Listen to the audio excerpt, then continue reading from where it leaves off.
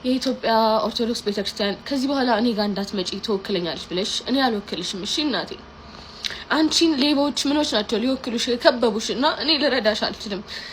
እነሱ 30-60 እየተካፈሉ ከነዲያን ጋር እነሱ ይጠብቁሽ። እኔ መጥቼ ካስቀደስኩብሽ ጸበል ከተጠመቅኩብሽ እናት ከሆንሽኝ ለኔ ቤተክርስቲያን ይበቂ ነሽ። እቺ ልጅ ሁማኔሯን ፈታ ለኮንሰርት መግቢያ ልትከፍል የነበረው ለነዲያን ሰጣ በረጅም ቀሚሷ ቤተ መቅደስ ገብታ ሌሊቱን በሰዓታትና በመሐሌት እግዚአብሔርን እያመሰገነች ቢሆን እረዳሽ ነበር። እቺ ልጅ እኮ መቀመጫዋን በስስ ቀሚስ አስወጥራ ከፍ እንዲል ትንሽ ስፖንጅ ጨምራ መጨፈሩ መርጫለው ብር ከመብላት ከገዳማውያን ከነዲያን ብር ከመብላት መጨፈሩን መርመጥመጡን ሞክሬያለሁ። ከ10 ጻድቅ ጋር ከመዋል ከመቶ ኃጢአተኛ ጋር መዋል መርጫለሁ። አምላኬንም እዛ ነው ያገኘሁት። ስለዚህ ተመችቶኛል። አታስቡልኝ ለኔ።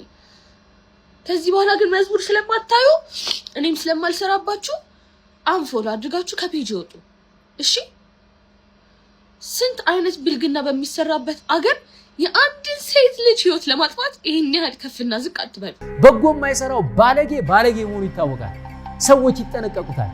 በጎ እየሰራ የሚረክሰው ግን ግራም ያጋባ በመሆኑ አደገኛ ያደርገዋል። በኃጢአተኞች ስኬት አትቅኑ፣ እንደ ሳር ፈጥነው ይደርቃሉና እንደ ለመለመ ቅጠልም ይረግፋሉና ብሏል እኮ። በኮሜዲያን እሸቱና በቲክቶከር ባምቢ መካከል ከፍተኛ ውዝግብ መፈጠሩ ተነገረ። በርካታ ሰዎች በጉዳዩ ላይ ሀሳባቸውን እየሰነዘሩ የሚገኝ ሲሆን ጉዳዩ ወደ ህግ እንዳያመራም ተፈርቷል። ኮሜዲያን እሸቱ በሚዲያ የቲክቶከሯን ስም አጥፍቷል የሚሉ ሲደመጡ፣ ሌሎች ደግሞ እሸቱ የሰነዘረው ሀሳብ ትክክል ነው በሚል ለእሸቱ መለሰ ሀሳብ ያላቸውን ድጋፍ እየገለጹ ይገኛሉ። ቲክቶከር ባምቢ በበኩሏ እሸቱ መለሰ ይቅርታ እንዲጠይቅ አስጠንቅቃለች ተብሏል። ጉዳዩ የጻድቅና የኃጢአተኛ ግብግብ በሚመስል መልኩ ሃይማኖታዊ ንትርክን እያስተናገደ ይገኛል ተብሏል። ለመሆኑ በቲክቶከሯ ባምቢና በኮሜዲያን እሸቱ መካከል የተፈጠረው አለመግባባት ምንድነው? ምክንያቱስ? የሚለውን በዝርዝር ተመልክተናል። ተከታተሉን።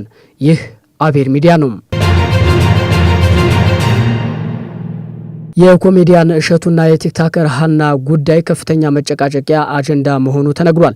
ጉዳዩ የማህበራዊ ሚዲያ ተከታዮችን ከሁለት የከፈለ የእሸቱና የባምቢ ደጋፊ ያደረገና ሃይማኖታዊ ትንታኔ እያሰጠ ያለ እጅግ መነጋገሪያ ጉዳይ ሆኗል። ኮሜዲያን እሸቱ መለሰ ኖርማል አይደለም በሚል የዩቲዩብ ፕሮግራሙ የአንዳንድ ቲክቶከሮችን ድርጊት ከሃይማኖታዊ አንጻር ባስተላለፈው መልእክት ብዙዎች በጎራ ተከፋፍለው አስተያየታቸውን እየሰጡ ይገኛሉ። ኮሜዲያን እሸቱ በዋነኝነት ጭፈራን ከሃይማኖት ሴትነትን ከባህል ጋር እያገናኘ በስፋት የራሱን ምልከት አስቀምጧል። ኮሜዲያኑ ካስተላለፋቸው መልእክቶች በመነሳትም ከተተቹት ቲክቶከሮች መካከል ቲክቶከር ሀና ግደይ ባምቢ ሀበሻ አንዷ ነች። ሀና ግደይ ባምቢ ሀበሻ በበኩሏ የሚገጥሙኝን ፈተናዎች፣ የሚደርሱብኝን ከባድ ትችቶች ተቋቁሜ ስራዬን እየሰራሁ ነው። ከካሜራ ፊት ደስተኛ ሆኜ መታየቴን ብቻ አትዩ በማለት ለተከታዮቿ መልእክቷን አስተላልፋለች። ቲክቶከሯ ለኮሜዲያን እሸቱ ማስጠንቀቂያ አዘል መልእክትም አስተላልፋለች ተብሏል። ኮሜዲያን እሸቱ መለሰ በቲክቶከሯ ሀና ወይም ባምቢ ላይ የሰነዘረው አስተያየት ከፍተኛ ቁጣ መቀስቀሱ ነው የተነገረው። በታዋቂው ኮሜዲያን እሸቱ መለሰና በወጣቷ ቲክቶከር ሀና ወይም ባምቢ መካከል የተፈጠረው አለመግባባት በማህበራዊ ሚዲያ መነጋገሪያ ሆኗል። ኮሜዲያን እሸቱ ወጣቷ ቲክቶከር ለቅድስት ቤተክርስቲያን የተደረገ የገቢ ማሰባሰቢያ ዝግጅትን መምራቷን በመቃወም የሰነዘረው አስተያየት እጅግ አሳፋሪና ኃላፊነት የጎደለው በሚል እየተኮነነ ይገኛል። ዝርዝር መረጃዎች እንደሚያሳዩት ኮሜዲያን እሸቱ በሰነዘረው ሀሳብ የሀናን ወይም ባምቢን ስምና የግል ህይወት በማንሳት እንዴት እንዲህ አይነት ሰው የቤተ ክርስቲያን የገቢ ማሰባሰቢያ ፕሮግራም ትመራለች በሚል ትችቱን ሰንዝሯል። ይህም በይፋ በሚዲያ የተሰነዘረ ጥቃት በሚል ከህግ ባለሙያዎችና የማህበራዊ ጉዳይ አንቂዎች አሰጥቷል። በኮሜዲያን እሸቱ ላይም ትችት ተሰንዝሯል። ድርጊቱ የአንድን ሴት የግል ህይወት በማብጠልጠል በሚዲያ የተደገፈ ጥቃት ነው በሚል ቅሬታቸውን ያሰሙም ታይተዋል። በዚህም የተነሳ ይህ አስተያየት ከአንድ ታዋቂ የሚዲያ ሰው የማይጠበቅና በግል ስም ማጥፋት ወንጀል ሊያስጠይቅ የሚችል መሆኑ እየተገለጸ ነው። በእርግጥ በሚዲያ ተሰነዘረ ለተባለው ትችት ባምቢም በሚዲያ ምላሽ መስጠቷ ታውቋል። ማንኛውም ሰው በንስሐና በበጎ ስራ ወደ እግዚአብሔር ቤት ሊቀርብ እንደሚችል እየተነገረ ባለበት ወቅት እንዲህ አይነት እኔ ካልፈቀድኩ የሚል አግላይ አስተሳሰብ ተቀባይነት የለውም የሚለው ኮሜዲያን እሸቱ ላይ የቀረበ ቅሬታ ነው። የቤተ ክርስቲያንን ሚና መጋፋትና አስተምሯንም ወደ ኋላ ማለትን የሚያመላክት ተደርጎ የሚወሰድ ነው የሚሉ አካላትም ተሰምተዋል። ኮሜዲያን እሸቱ ለፈጸመው ድርጊት በአስቸኳይ ይቅርታ የማይጠይቅ ከሆነ ጉዳዩ ወደ ሕግ ሊያመራ እንደሚችል እየተነገረ ነው። ግለሰቧን በሚዲያ ፊት ማንቋሸሽና ስብዕናዋን መንካት ከፍተኛ የካሳ ክፍያና የሕግ ቅጣት ሊያስከትል እንደሚችል የሕግ ባለሙያዎች እየገለጹ እንደሚገኙም እየተነገረ ነው። የሰው ልጅን የግል ሕይወት ለሕዝብ ትችት ማቅረብ የጋዜጠኝነት ስነ ምግባርም ሆነ የሰውነት መርህ አይደለም በሚልም እሸቱ መለሰ ላይ ብርቱ ትችት ቀርቦበታል ተብሏል።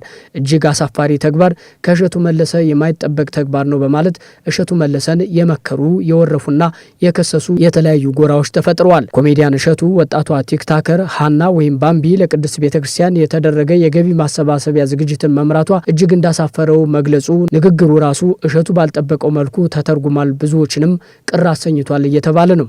ኃላፊነት በጎደለው መልኩ የቲክታከር ሀና ወይም ባምቢን ስምና የግል ሕይወት እየጠቀሰ ለምን የቤተ ክርስቲያን የገቢ ማሰባሰቢያ ፕሮግራም መራች በማለት በሚዲያ አስተያየቱን ሰንዝሯል። በዚህ የተነሳ የቤተ ክርስቲያን በር ለማን ነው ክፍት የሆነው በሚል በርካታ ኦርቶዶክሳውያን ጥያቄ በማንሳት የነገሩን ልክ አለመሆን እየገለጹ ይገኛሉ።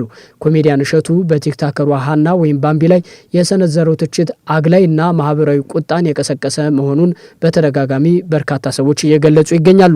በታዋቂው ኮሜዲያን እሸቱ መለሰና በወጣቷ ቲክታከር ሀና ወይም ባምቢ መካከል የተፈጠረው ጉዳይ የማህበራዊ ሚዲያውን እያናወጠው ይገኛል። ይህ ሁሉ ትችት በኮሜዲያን እሸቱ ላይ ይሰንዘር እንጂ ሀሳቡን በአዎንታ የተረዱ አካላትም ምላሽ እየሰጡ ይገኛሉ። እሸቱ ኃጢአተኞች ወደ ቤተ ክርስቲያን አይምጡ፣ ኃጢአት አለብሽ አላለም። ነገር ግን ነውር የገቢ ምንጫቸው የሆነ ራቁታቸውን በሺዎች ፊት እየታዩ ህይወታቸውን የሚመሩ በአደባባይ ማመንዘርንና መስከርን የዕለት ተዕለት ኑሯቸው አድርገው የሚታወቁ ሰዎች በማግስቱ ነጠላ የለበሱ ቤተ ክርስቲያንን በሚወክሉ ትልልቅ መንፈሳዊ መድረኮችና በቅዱሱ አውደ ምህረት ላይ ማቆም ተገቢ አይደለም ነው ያለው። ይህ እኮ የተገለጠ ክርስቲያናዊ ቀኖና እንጂ ፈጽሞ ስህተት አይደለም። ቤተ ክርስቲያን የሁላችንም የኃጢአተኞች የመዳኛ መርከብ ብትሆንም በኃጢአተኞች ግብር ግን ፈጽሞ አትገለጽም። ዛሬ በነውርና በውርደት የታወቁ ሰዎችን የቤተ ክርስቲያን የገቢ ማሰባሰቢያ አምባሳደር አድርጎ መሾምና ማቅረብ እጅግ ታላቅ ጽድቅ ሆኗል። ይህ ነገር ደግሞ ስህተት እንደሆነ ለሚናገር ሰው የማይገናኝ ጥቅስ እየጠቀሱለት አፉን እንዲዘጋ ይደረጋል። ይህም እሸቱን ለማሸማቀቅ የተከፈተ ዘመቻና ከጥላቻ የተነሳ ቅሬታ እንጂ እሸቱን ሊያስጠይቀውም ሆነ ሊያስወቅሰው የሚበቃ ጉዳይ አይደለም የሚሉ ሀሳቦችም በብዛት እየተሰሙ ይገኛሉ። ይህንን ምክር የሰጡ አካላት እንደሚሉት አትፍረድ፣ ኃጢአት የሌለበት መጀመሪያ በድንጋይ ይውገራት የሚሉ ጥቅሶች በዚህ ዘመን ኃጢአትን ላለመቃወም እንደ ጋሻ ወይም ሰዎችን ዝም ለማሰኘት እንደ መከላከያ ተደርጎ ሲጠቀስ ይታያል ብለዋል። እነኚህ የፈረደባቸው ጥቅሶች የኃጢአት መሸፈኛና ማምለጫ ማድረጋችንን መች እንደምናቆመው አናውቅም፣ ግን ችግር ነው ሲሉም አክለዋል። ጌታችን ኢየሱስ ክርስቶስ ይህንን የተናገረበትን ጥልቅ ምክንያት ስንመለከት ጥቅሱ ኃጢአትን መደገፍ ሳይሆን የፈራጅነት መንፈስን ለማስተካከል የታለመ እንደሆነ እንረዳለን። ኢየሱስ ያችን ሴት እኔም አልፈርድብሽም ሲላት ኃጢአቷን ትክክል ነው ማለቱ አልነበረም። ይልቁንም በወቅቱ ሊወግሯት የመጡ ሰዎች የራሳቸውን ኃጢአት ደብቀው በሴቲቱ ላይ ግን እጅግ ጨካኝ ሆነው በመነሳታቸው ግብዝነታቸውን ነው የገለጠው።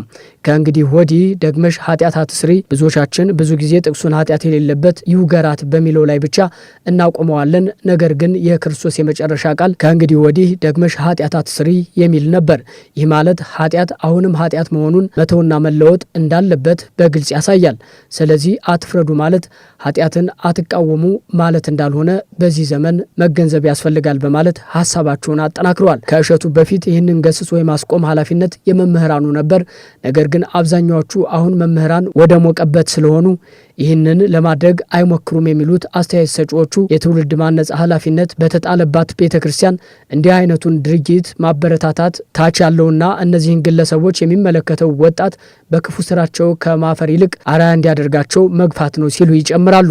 በዚህም ለገዛ ኃጢአቱ አትፍረድ፣ ኃጢአት የሌለበት ይውገራት እያሉ ኃጢአትን የሚያለዝብ ነውርን እንደ ጀብድ የሚቆጥርና እርኩሰትን ምንም አይደለም ብሎ የሚያስብ ትውልድ እንዲፈጠር እያደረግን እንገኛለን በማለት የእሸቱን ሀሳብ የተቃወሙትን ወቅሰዋል። ካህናትና ዲያቆናት እንኳ የማመንዘር የውንብድና ነውር ውስጥ ቢገኙ ከክህነታቸው ይሻሩ በማለት ፍትሐ ነገሥቱ በግልጽ በሚደነግግበት ስርዓት ውስጥ ምዕመናን እየጠፉ በማግስቱ አውደ ምሕረቱ ላይ ሲቆሙ ዝም ብሎ ማየት ቤተ ክርስቲያንን በማህበራዊ ሚዲያ መዘባበቻ ማድረግ ነው የሚል ሀሳብም እየተሰነዘረ ይገኛል። ምንም ማለባበስ ሊጠቀስ አይገባም።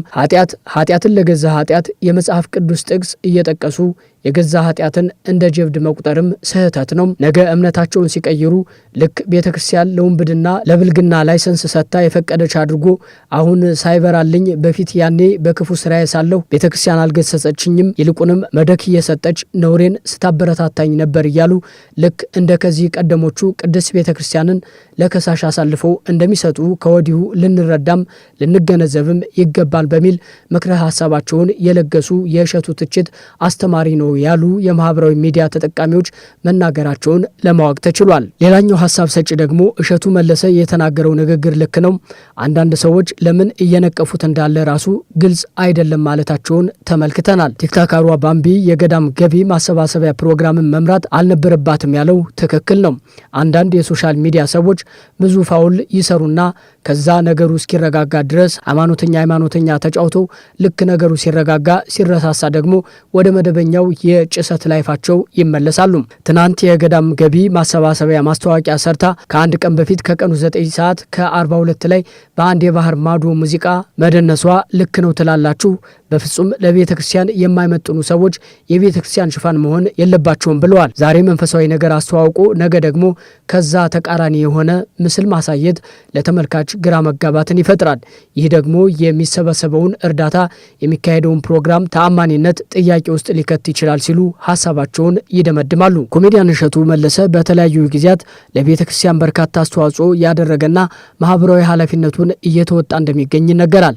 ቲክቶከር ባምቢ በበኩሏ ከሃይማኖትና ከባህል ያፈነገጠ ተግባር ውስጥ ነበረች የተባለ ሲሆን በመሃል ግን በድርጊቷ ተጸጽታ መንፈሳዊ ተግባራት ላይ ስትንቀሳቀስ እንደቆየች መረጃዎች ያሳያሉ። የሁለቱ አለመግባባት በእርቅና በመግባባት ሊፈታ እንደሚችልም እየተነገረ ይገኛል። አንዳንዶቹ ደግሞ ጉዳዩ ወደ ሕግ ሊሄድ እንደሚችል እየገለጹ ይገኛሉ። ሃይ ጋይስ አይ ቲንክ ይሄ መጨረሻ ቪዲዮ ነው የሚሆነው። በዚህ አካውንት ላስት ዋርኒንግ ላይ ያለው አካውንቴ ኦልሞስት ሁሉም ቪዲዮዎች ጠፍተዋል። ማስተላለፍ የመጣሁት ሀሳብ የኢትዮጵያ ኦርቶዶክስ ቤተክርስቲያን ከዚህ በኋላ እኔ ጋር እንዳትመጪ ትወክለኛለች ብለሽ እኔ አልወክልሽም። እሺ እናቴ፣ አንቺን ሌቦች ምኖች ናቸው ሊወክሉሽ የከበቡሽ እና እኔ ልረዳሽ አልችልም። እነሱ 30-60 እየተካፈሉ ከነዲያን ጋር እነሱ ይጠብቁሽ። እኔ መጥቼ ካስቀደስኩብሽ ጸበል ከተጠመቅኩብሽ እናት ከሆንሽኝ ለእኔ ቤተክርስቲያን ይበቂ ነሽ። ዝም ብላችሁ እንጂ እኔ የገዳም ማስታወቂያ ከሰራው ዘመን የለኝም ነበር። እኔ እኮ ተጠግቼ አምላኬን ፈልጌ ተጠግቼ ጭራሽ ከአምላኬ ርቄ የቤቱ ተክሏ መሆን ታስተምሩኝ ትቼ ወጥቼ መጨፈር ከጀመርኩ ቆይቻለሁ። ዝም ብላችሁ ነው የተነሳችሁብኝ። ስለዚህ ሃይማኖተኞችም ለእናንተ የሚሆን ፔጅ አይደለም። እዚህ ፔጅ ላይ አይዘመርም ምን አይልም። ቲክቶክ ላይ ስመጣ እኔ እንደውም እምነትም የለኝም። ከዚህ በኋላ ከመጣው ነው ወደ ዩቲዩብ መሄድም ይመስለኛል። ዩቲዩብ ልከፍት እያሰብኩኝ ነው። ምክንያቱም በቃ ደከመኝ ጋይስ። አሁን ደግሞ ከሰው ጋር አይደለም ገባችሁ ፋይት እያደረኩ ያለሁት በመንጋ ካሉ የመቅደስ እንትኖች አጋንንቶች ጋር ነው ፋይት እያደረኩ ያለሁት እና እነዚህ ደግሞ ይከብዱኛል። እኔ አልቻልኩም። እውነት እኔ ቦኒ ታድለሽ ማለት ጀመርኩኝ ዛሬና ከፋኝ እንደዚህ ማለት የራሱ። ስለዚህ አትምጡብኝ እሺ። እኔ ጋር መጣችሁ ምንም የምካፈላችሁ ነገር የለም። በጣም ብዙ ቲክቶከሮች አሉ እስካሁን የገዳም ማስታወቂያ የሚሰሩ፣ ከነሱ ጋር ጨርሱ። እኔ አልፈልግም፣ አልሰራም። ጠልቼው ነው የወጣሁት። መጨፈሩ መርጫለሁ። ብር ከመብላት ከገዳማውያን ከነዲያን ብር ከመብላት መጨፈሩን መርመጥመጡን ሞክሬያለሁ። ከ10 ጻድቅ ጋር ከመዋል ከመቶ ኃጢአተኛ ጋር መዋል መርጫለሁ። አምላኬንም እዛ ነው ያገኘሁት። ስለዚህ ተመችቶኛል። አታስቡልኝ ለኔ። ከዚህ በኋላ ግን መዝሙር ስለማታዩ እኔም ስለማልሰራባችሁ አንፎሎ አድርጋችሁ ከፔጅ ይወጡ እሺ። ስንት አይነት ብልግና በሚሰራበት አገር የአንድን ሴት ልጅ ህይወት ለማጥፋት ይሄን ያህል ከፍና ዝቅ አትበሉ።